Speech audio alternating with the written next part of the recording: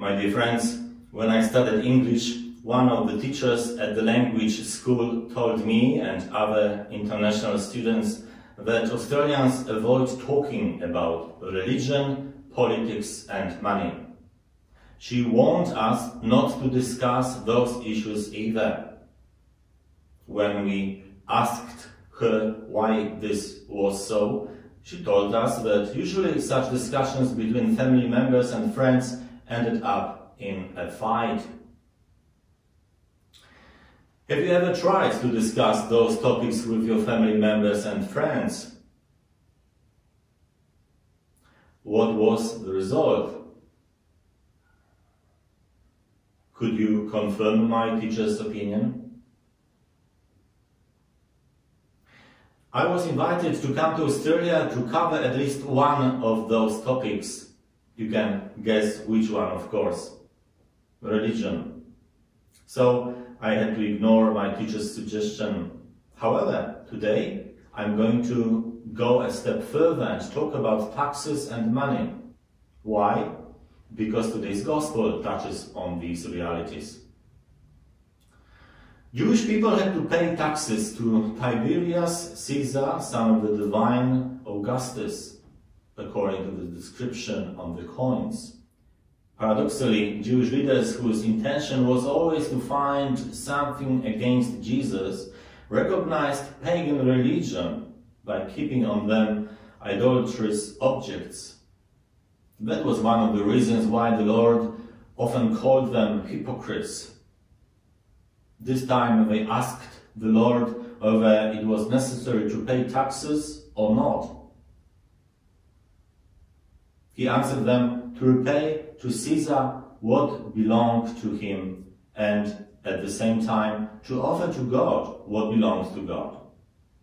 By such a response, Jesus avoided getting into trouble. He couldn't be reported to the authorities as someone who was breaking the civil or religious laws. Throughout the history of the world, we can see different tensions happening between the states and the religious communities. These days, during COVID-19 crisis, many people find it difficult to respect the civil authorities, and yet we, believers, are called to do so. We must be both good Christians and good citizens, contributing to our country and to the Church. Of course, it is not always easy to do that.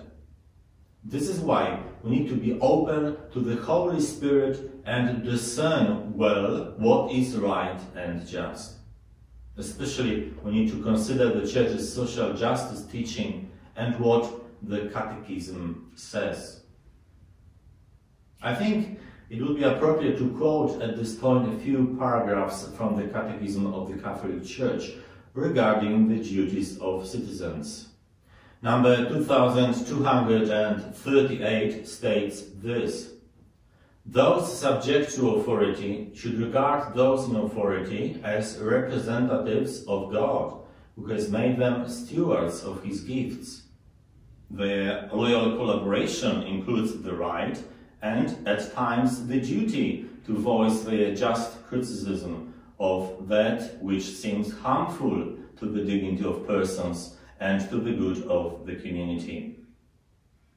Number 2239 says, it is the duty of citizens to contribute along with the civil authorities to the good of society in a spirit of truth, justice, solidarity and freedom. The love and service of one's country follow from the duty of gratitude and belong to the order of charity. Submission to legitimate authorities and service of the common good requires citizens to fulfill their roles in the life of the political community. And the last quote comes from number 2240. Submission to authority and co-responsibility for the common good make it morally obligatory to pay taxes, to exercise the right to vote, and to defend one's country. Brothers and sisters, let me also add to these quotes St. Paul's words from his letter to the Romans. Be subject for the Lord's sake to every human institution.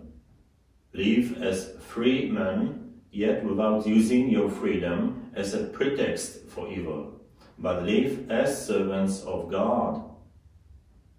Pay to all of them their dues, taxes to whom taxes are due, revenue to whom revenue is due, respect to whom respect is due, honor to whom honor is due.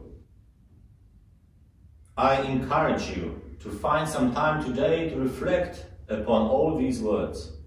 May they help us all to be faithful to God and to be good citizens of our country.